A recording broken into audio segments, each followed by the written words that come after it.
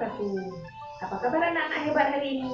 Semoga kamu semua tetap sehat dan tetap semangat mengikuti kegiatan pelajaran kita hari ini. Hari ini kita akan belajar tema 6 cita-citaku, subtema 1, aku dan cita-citaku, pembelajaran 1. Nah, anak-anak, apakah kamu pernah membayangkan ingin menjadi apa jika besar nanti? Keinginan, harapan, atau mimpi ingin menjadi seperti apa jika besar nanti dinamakan dengan cita-cita. Fokus pembelajaran kita hari ini yaitu Bahasa Indonesia dan IPA. Adapun tujuan pembelajaran hari ini adalah sebagai berikut.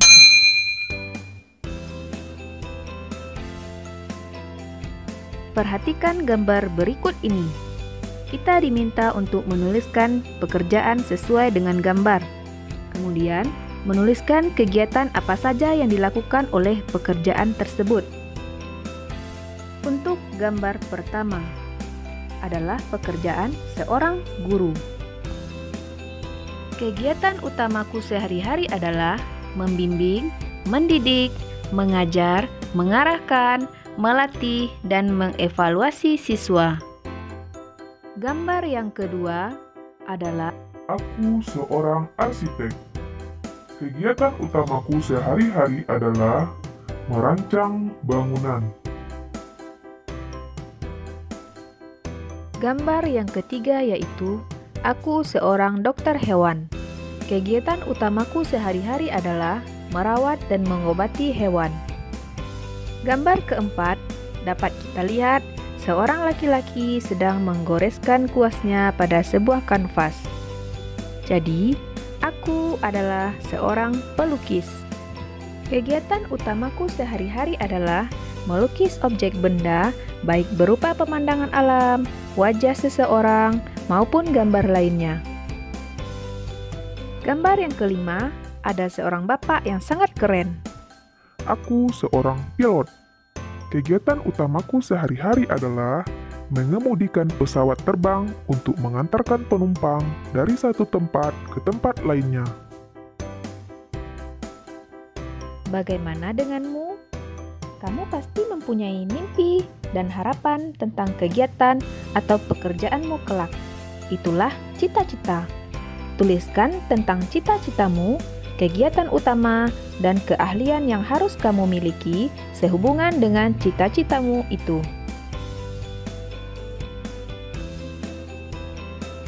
Udin dan Beni ternyata memiliki cita-cita yang sama. Mereka berdua ingin menjadi seorang guru. Menurut Udin, ia ingin menjadi guru karena gurulah yang membuatnya menjadi selalu ingin tahu tentang banyak hal. Udin menunjukkan sebuah tulisan dari sebuah majalah untuk menjelaskan pendapatnya tentang guru. Berikut teks yang ditemukan Udin. Cita-citaku.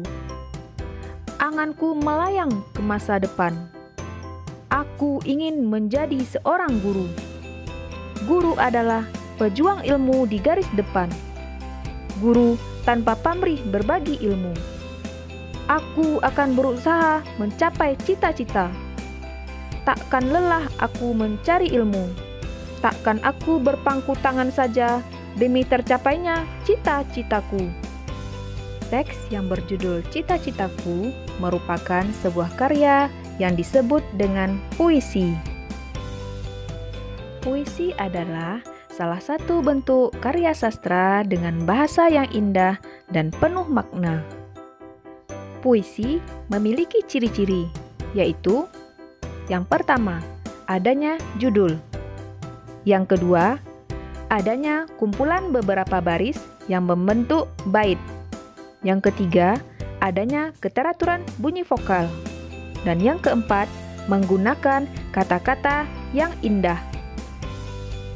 Huruf vokal dalam abjad ada 5 huruf, yaitu huruf A, I, U, E, O.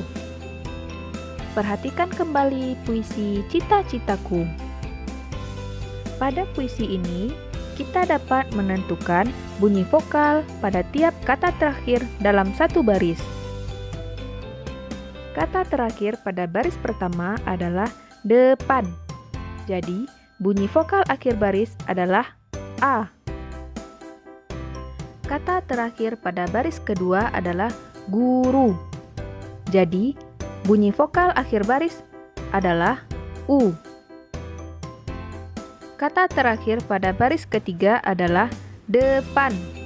Jadi, bunyi vokal akhir baris adalah A. Kata terakhir pada baris keempat adalah ilmu. Jadi, bunyi vokal akhir baris adalah U. Nah, pada puisi ini dapat kita lihat adanya keteraturan bunyi vokal pada tiap kata di akhir baris dalam puisi.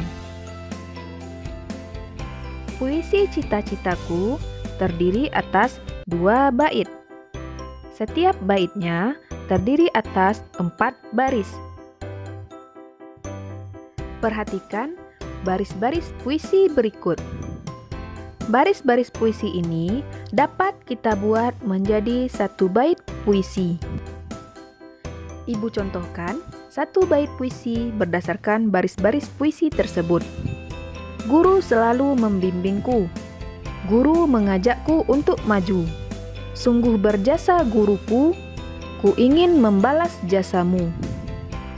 Nah, begitulah contoh susunan bait puisi. Selanjutnya, mari kita baca percakapan antara Lani dan Udin. Apakah aku bisa mengubah susunan baris dalam puisi itu ya? Menurutku, seharusnya bisa, Lani. Asalkan maknanya kurang lebih sama. Kenapa, Lani? Betul juga. Aku ingin menyusun puisi sendiri tentang cita-citaku. Benarkah? Apa cita-citamu, Lani? Aku senang dengan hewan. Aku ingin suatu hari nanti bisa menjadi dokter hewan, agar aku dapat membantu hewan-hewan yang sakit dan butuh pertolongan. Wah, hebat juga cita-citamu. Kebetulan aku punya beberapa hewan peliharaan di rumah.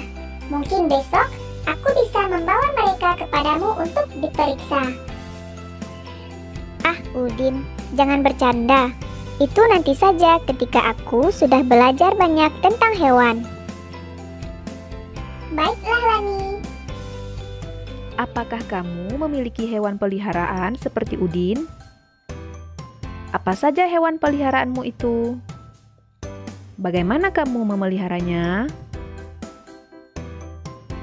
Amati gambar hewan peliharaan berikut.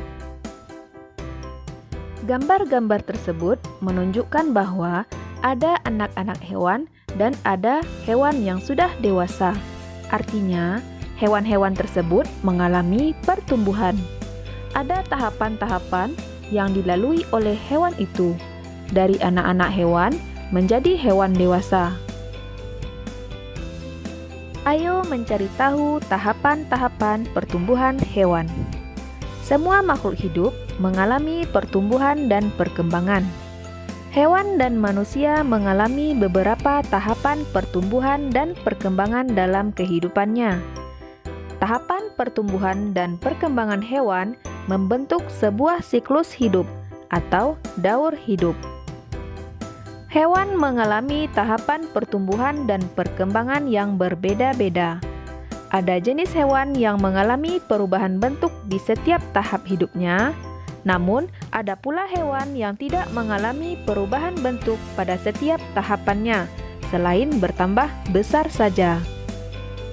Hewan yang mengalami perubahan bentuk dalam siklus hidupnya berarti mengalami metamorfosis. Sedangkan hewan yang tidak mengalami perubahan bentuk dalam siklus hidupnya berarti tidak mengalami metamorfosis. Di antara hewan yang mengalami metamorfosis, ada hewan yang mengalami perubahan bentuk pada setiap tahapannya. Ada juga yang tidak. Hewan yang mengalami perubahan bentuk pada setiap tahapannya dinamakan mengalami metamorfosis sempurna.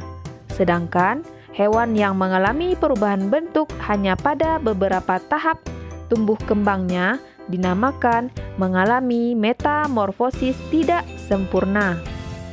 Kesimpulan, siklus hidup hewan adalah proses tahapan pertumbuhan dan perkembangan hewan mulai dari telur atau anak hewan hingga masa remaja, kemudian dewasa, dan menghasilkan keturunan kembali.